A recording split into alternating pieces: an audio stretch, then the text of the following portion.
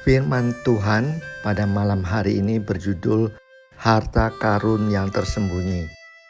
Ayatnya terdapat di dalam Matius 13 ayat 44 sampai 46 yang berbunyi demikian.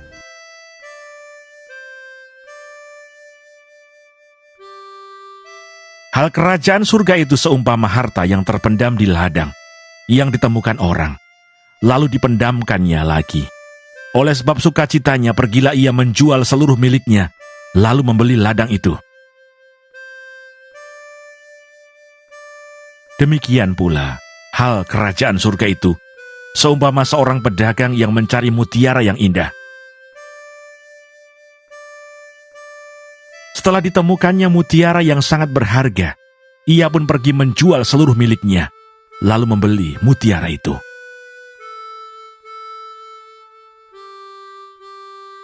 Peter Waldling adalah seorang petani dari kota Hoxne di Inggris yang sedang kehilangan sebuah palunya di ladangnya sendiri pada November 1992. Dia harus mencari palunya tersebut, sebab jika palu tersebut dibiarkan tergeletak terus di ladang pertanian miliknya, maka bisa merusak mesin pemotong rumput dan peralatan pertanian lainnya. Kemudian Peter Waldling meminta pertolongan kepada seorang temannya yang bernama Eric Lowes untuk membantunya mencari palu yang hilang tersebut dengan menggunakan detektor logam milik Peter Waldling. Alih-alih menemukan palu tersebut, Eric Lowes temannya justru menemukan sesuatu yang tidak diduga sama sekali, yaitu 24 koin perunggu, 565 koin emas, hampir 15.000 koin perak, dan hampir 200 keping perak dan kepingan perhiasan serta peralatan makan dari emas.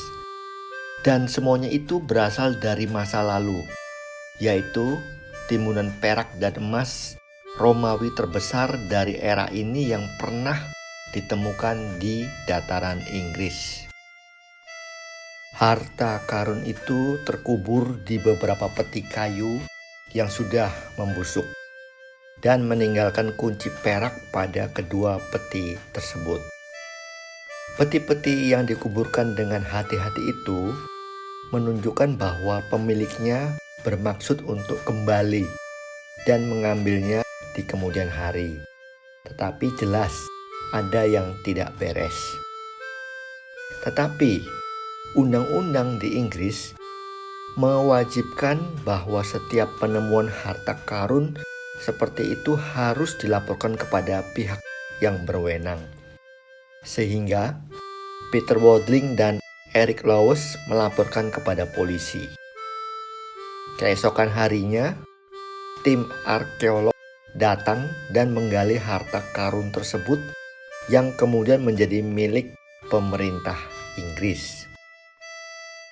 Hukum di Inggris juga mensyaratkan pemerintah untuk membayar para penemu harta karun dengan nilai pasar yang wajar, sehingga Peter Waldling dan temannya Eric Lowes membagi rata uang pembayaran yang mereka terima yang setara pada saat itu sebesar 2,8 juta pound sterling.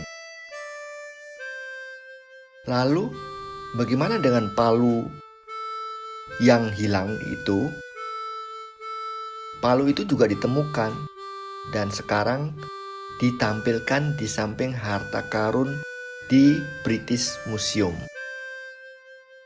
Dari peristiwa ini dapat kita bayangkan suatu kegembiraan yang luar biasa saat menemukan harta karun yang bernilai jutaan dolar. Apakah kita akan tergoda untuk menjual semua yang kita miliki untuk mendapatkan harta karun tersebut?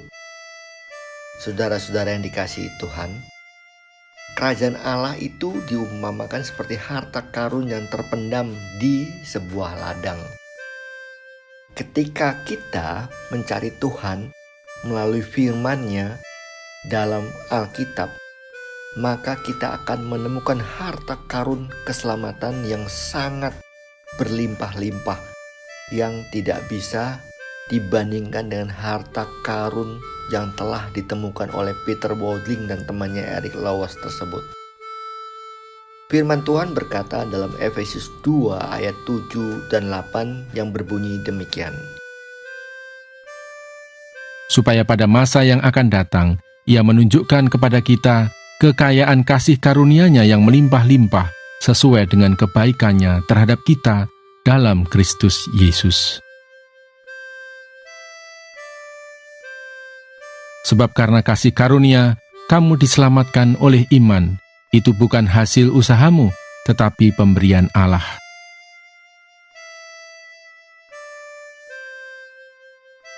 Ketika kita menerima kasih karunia Tuhan yang telah diberikan secara cuma-cuma, maka harta karun dunia tidak akan berarti banyak lagi bagi kita semua. Yang terpenting adalah kita selalu memiliki lebih banyak kasih Yesus dan kebenarannya untuk memperoleh hidup yang kekal di surga nanti. Tuhan memberkati kita semua. Amin.